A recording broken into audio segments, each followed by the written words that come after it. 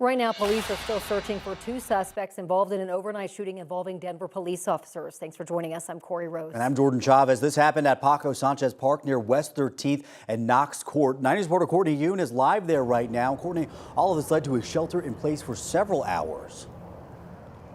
Yes, that's right. Good morning, Jordan and Corey. And police have been on scene here for several hours as well. We're right in front of the police tape. I'm going to have my photographer, Joe Swanson, show you the scene here. I'm counting about 4 police cars here right now. They had Howard Place blocked off there for a little bit, and police are still looking around in the park here. I am going to show you some video from Sky 9. The helicopter there just flew over the scene about an hour ago, and we can see that police are pretty spread across the entire park, and we can see the officers walking around and investigating. That shelter in place was lifted about 3 hours ago at 4 o'clock. Denver Police Chief Ron Thomas posted a video to social media with the details of the investigation so far. He says it all began around 10:40 last night when the city's shot spotter system detected shots fired in the area of 13th and Lowell.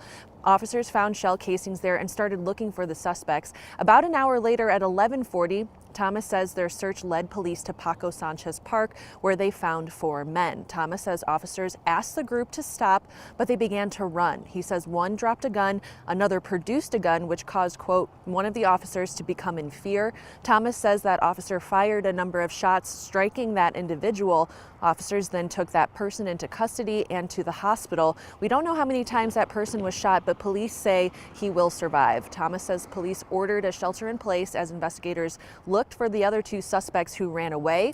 Police say it's still not clear if the group of people they encountered in the park are connected to the shots fired near 13th and Lowell. However, Thomas says they did recover 2 guns and shell casings from the scene that they'll be able to compare so that they can learn more. Again, that shelter in place was lifted about 3 hours ago around 4 o'clock this morning, and police are still searching for those 2 remaining suspects. Live in Denver, Courtney Yoon, 9 News. Still an active scene clearly right behind you, Courtney. Thank you. Let's take a live look outside this morning. This is from our Lookout Mountain camera. Blue skies. It's going to be nice and warm and sunny, but watch out for the wind. Let's get a check of that forecast with senior meteorologist Chris Bianchi.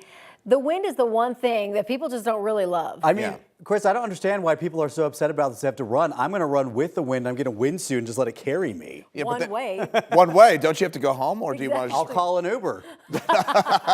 There you go. There's the way to do it. So the Jordan running with the wind, Chavez over there. We'll have more details on how that wind goes. And you see on Strava something crazy from Jordan in terms like a 5-minute mile. You'll know why. Meantime, for us here in Vail, we've had some on-again, off-again snowflakes. Looks like no accumulation yet there at Vail. Been keeping an eye on that camera this morning. We do have some mountain snow showers. Otherwise, those downsloping winds, they are warming winds. It's a Chinook wind, so 45 for us in Denver at 7:04 a.m. on this Tuesday morning.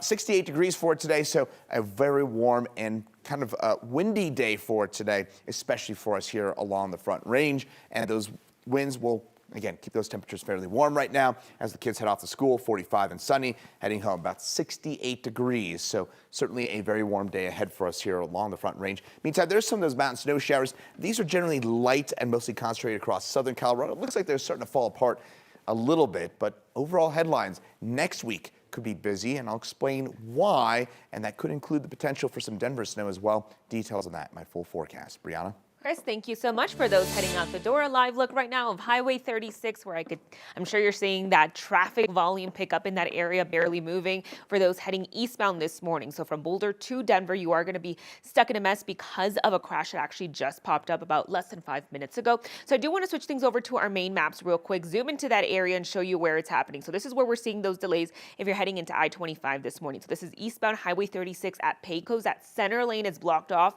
which is why we're seeing slowdowns. Now, if you're heading on the westbound side, so if you're heading from Denver to Boulder, you shouldn't have any issues. This crash is not going to impact your drive. Right now, it's going to be a nice 17-minute drive, and you still have the green light this morning. Brianna, thank you. New this morning, CBI is searching for 2 missing Indigenous teen sisters. 15-year-old Alicia and 17-year-old Kalisa Atencio were last seen on Valentine's Day. They may be together, Both of the girls have brown hair and eyes. We do not have a description of what the girls were wearing when they were last seen. If you see them or if you have any information, call Denver Police at 719-913-2000. We do have an update for you this morning about those 2 Bulldog puppies that were stolen from a pet store Friday. One of the 2 puppies has been found, and officials tell us that a woman says that someone sold it to her for $1,500. The sheriff's office released this video showing the theft from Perfect Pets off University Boulevard in Centennial.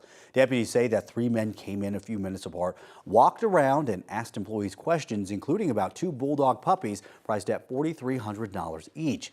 The video shows one of the men fake a seizure, and while people try to help him, another man grabs 2 puppies. An employee tried to tackle him. That's when he dropped the puppies before scooping them up and running. A gold Escalade picked him and another man up before taking off. The man who faked the seizure was arrested. The pet store says that the woman who returned the puppy will get a reward. The Arapahoe County Sheriff's Office is asking for your help tracking down the other puppy and the people that took them. If you have any information, you're asked to call the number listed there at the bottom of your screen.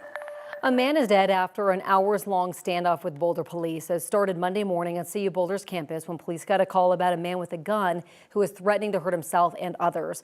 Police issued a shelter-in-place near the Folsom parking garage in the Champion Center. They say he was armed and looking for a woman with a protection order against him. Then they spotted the man's car on 40th Street north of Table Mesa Drive.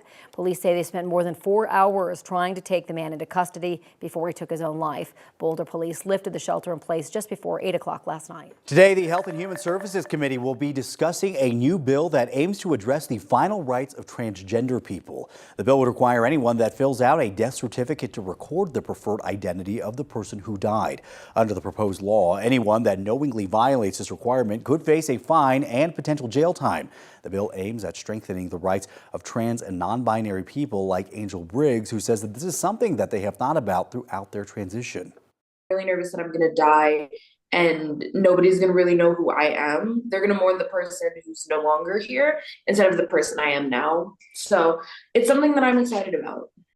Democratic State Representative Karen McCormick introduced this bill, and she says it's personal for her as she has a non-binary child. Also happening today, Secretary of Defense Pete Hegseth will travel to Guantanamo Bay for a briefing on, quote, all mission operations. The Pentagon says the update will include the ongoing operation to transfer migrants to the naval base in Cuba. Last week, more than 170 migrants at Guantanamo Bay were flown back to Venezuela.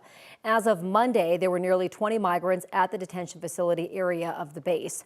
Also on Monday, the U.S. is halting its plans to place migrants in tents at Guantanamo Bay. Officials say it's because there is a lack of electricity and air conditioning, which are required under ICE policies. Originally proposed under Trump, the facility was meant to hold up to 30,000 people, but sources also say there haven't been enough people transferred to the base to justify building more. Some national parks are starting to cut back on its services after 1,000 employees were fired as part of the Trump administration's efforts to curb federal spending. Some of the services include no more guided tours and cutting back on hours. And Yosemite National Park announced that they are halting their summer sale permits for some campgrounds indefinitely. Elon Musk is now doubling down on a threat to federal workers. He is once again saying that they have to respond to his email asking them to list 5 things that they accomplished last week or they will be fired. Despite that, individual agencies within the Trump administration told their workers they didn't actually have to do that. It's created a confusing situation for government employees. One of those workers is a woman in Denver who works for the IRS. We agreed to not name her as she fears losing her job. She says the email made her angry. The managers know what we do. They keep tabs on what we do. We shouldn't have to justify that. I don't like it, and I don't like it coming from Elon Musk. Elon Musk Doge department, which I don't even know who they are. Elon Musk is leading President Trump's efforts to downsize the federal government. NBC News reports the tech billionaire's team will now use AI to determine whether jobs should be eliminated. President Trump and French President Emmanuel Macron held a joint press conference at the White House on Monday after meeting in the Oval Office about the future of Ukraine. The meeting between the two leaders comes as the world marks 3 years since Russia invaded Ukraine. The pair took a number of questions on a variety of topics, including the latest efforts on peace negotiations regarding Ukraine. President Trump said he believes that Russian President Vladimir Putin wants a deal to end the war and that his White House meeting with President Macron is a very important step forward. But the meeting also had some disagreements, including when Macron interrupted Trump to correct him on European assistance to Ukraine. Just so you understand, Europe is loaning the money to Ukraine. They get their money back. No, in fact, to be frank, we paid 60% of the total effort, and it was through, like the US, loans, guarantee, grants, and we provided real money, to be clear.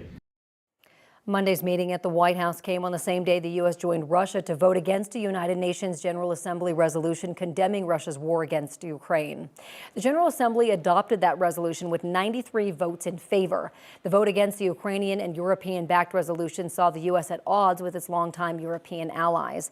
The U.S. introduced a different resolution that did not call Russia the aggressor or confirm Ukraine's territorial integrity. Several amendments were made to that resolution, strengthening the language against Russia before it was voted on.